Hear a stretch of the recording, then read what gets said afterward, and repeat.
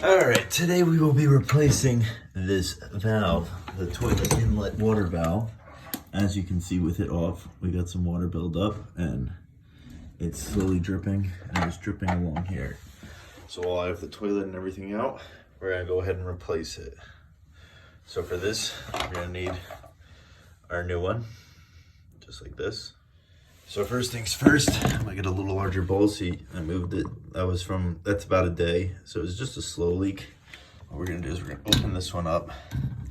We're gonna make sure all the water's out. So I turned off the water in our basement and I ran a lot of the water through the kitchen sink, but we just gotta get the last little bit of that water out of that line. So we're just gonna let that empty. So we're gonna drain this line and then we'll get to work on pulling off that valve. So what I did to speed up the process a little bit is I pulled the whole valve face off, and to me that doesn't look terrible, but you know what?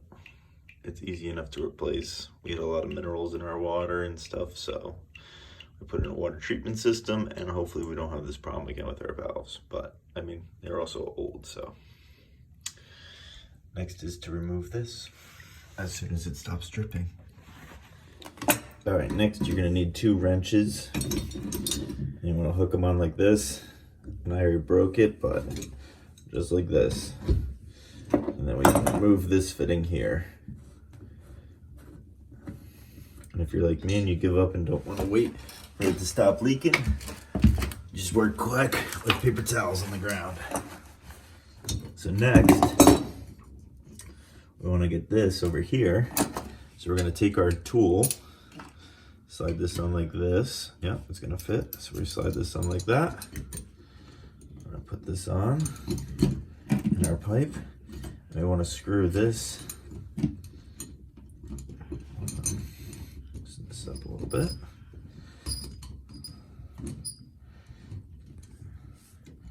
Loosen this up to where we can thread on this nut here. Just a little more.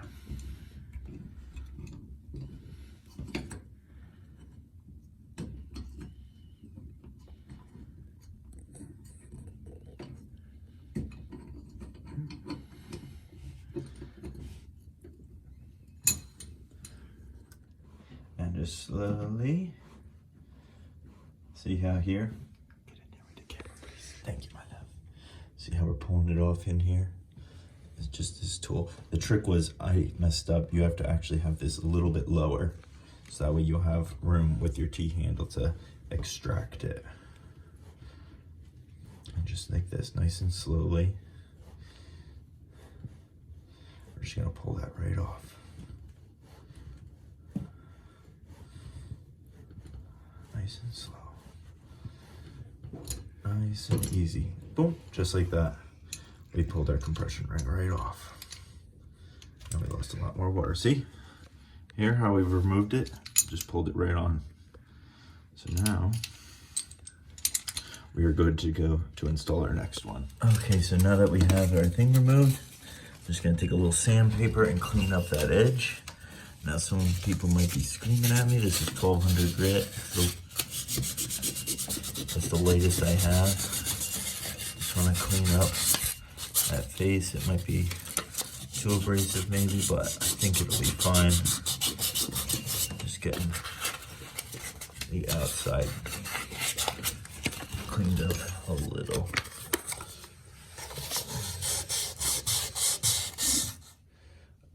All right, so we're gonna take our valve and we're gonna slide this on first.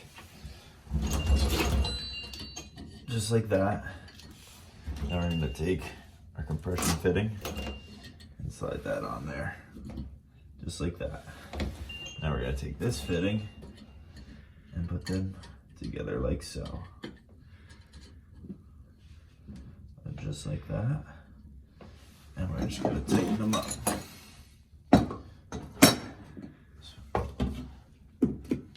Wrenches on, if possible. There we go.